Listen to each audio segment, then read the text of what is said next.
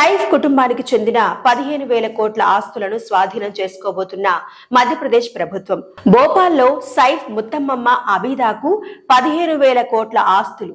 దేశ విభజన సమయంలో పాకిస్తాన్కు వెళ్లిపోయిన అబీదా అప్పట్లో పాకిస్తాన్కు వెళ్లిన వారి ఆస్తులను ఎనిమీ ప్రాపర్టీలుగా ప్రకటించిన అప్పటి భారత ప్రభుత్వం ఆస్తులపై తనకు హక్కులు ఉన్నాయంటూ హైకోర్టులో సైఫ్ పిటిషన్ ను కొట్టేసిన హైకోర్టు. ఇటీవల కత్తిపోట్లకు గురై కోలుకుంటున్న బాలీవుడ్ నటుడు సైఫ్ అలీ ఖాన్ కు మరో భారీ షాక్ తగిలింది.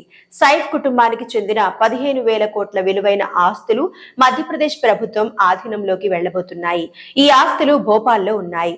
వివరాల్లోకి వెళ్తే సైఫ్ అలీ ఖాన్ రాజవంశీయుల కుటుంబానికి చెందిన వ్యక్తి అనే విషయం తెలిసిందే. వీరిది పటౌడీ రాజవంశీయుల కుటుంబం.